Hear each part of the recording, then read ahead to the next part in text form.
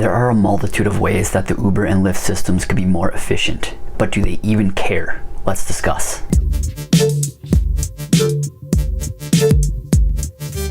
So again, the systems could be much more efficient, but because of those inefficiencies, we all have a lot of wasted time. And the number one offender for wasting our time are terrible upfront fares.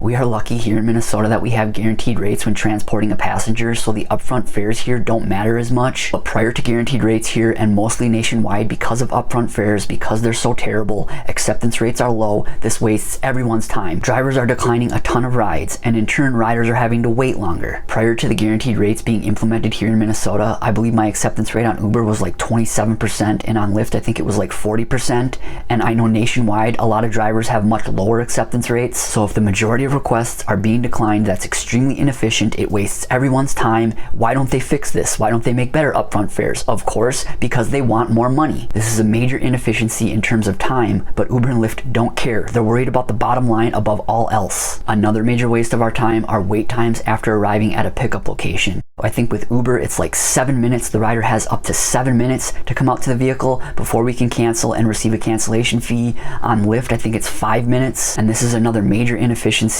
I feel when the driver arrives at the pickup location, the rider should have no more than 3 minutes. They should have a 3-minute window where they can come outside. And if you reduce the time in that pickup window, this makes the system much more efficient. Riders need to know that when they request a ride, they're going to need to be ready fairly quickly after the driver arrives. But instead, under the current system, riders abuse this. When I arrive at a rider's pickup location, I'll let them know that I have arrived by sending them a message, and then sometimes they'll reply with that "be right out" message. Anytime I see that "be right out" message, I know it's going to be 4 or 5 minutes before they come outside. Again, this is extremely inefficient, and reducing that pickup window down to 3 minutes or even 2 minutes would make the system much better. Another way they waste our time are by sending us faraway requests. I remember before guaranteed rates were here, I would see these requests all the time. And I would of course decline these requests, and then within a minute or two, I would receive another request that's less than a mile away. So it's a waste to send me that request in the first place. I'm declining it. If I were to actually accept it, it's such a waste for me to drive that far when I could have just waited right there and accepted another request that was much closer. And I'm assuming that a majority of drivers are declining these requests, making the system extremely inefficient. Alright, another complete time waster are stops. I cannot stand stops. And I do love that with upfront fares now, we can see if there are stops added before a request is made.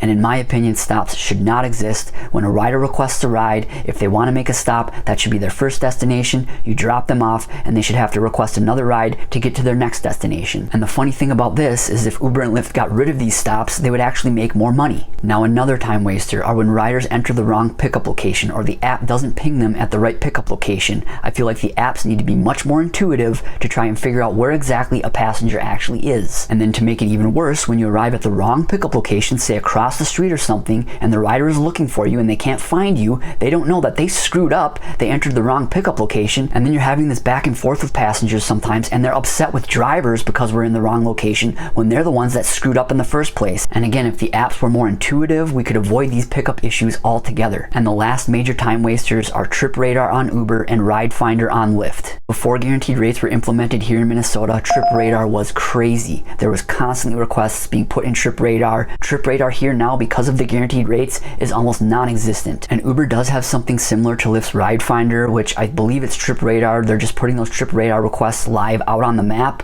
and there'll be times where I try to accept those requests. I see that it's live out on the map, it's not coming to me exclusively. I'll try to accept the request, then a few seconds later, I'll see that I did not get matched with that rider. And on both Uber with these rides and Lyft with their RideFinder, I'll try to match with these requests multiple times actually sometimes. I won't get matched with them, and then like 5 minutes later, those will come as a live request to me. What is going on here? I want to accept these requests. Why are they going into the RideFinder queue? Why aren't they just coming out as live requests to meet the nearest driver? So overall, I think it's pretty obvious that efficiency is not a top priority for Uber and Lyft. What is the top priority? The bottom line. They're trying to maximize their bottom line. But what do all of you think? These are the main inefficiencies that I picked. I know there are a lot more. Leave a comment below with the other time wasters. I would love to see a day where the systems were as efficient as possible and all drivers nationwide were paid guaranteed rates. If you've yet to download the Solo app to help you manage your rideshare business and earn more, our referral link is in the description. We also have a free newsletter, and the link to sign up for that is in the description as well. If you've yet to watch my previous video on Uber's distracted driving message that they send out, be sure to check that one out.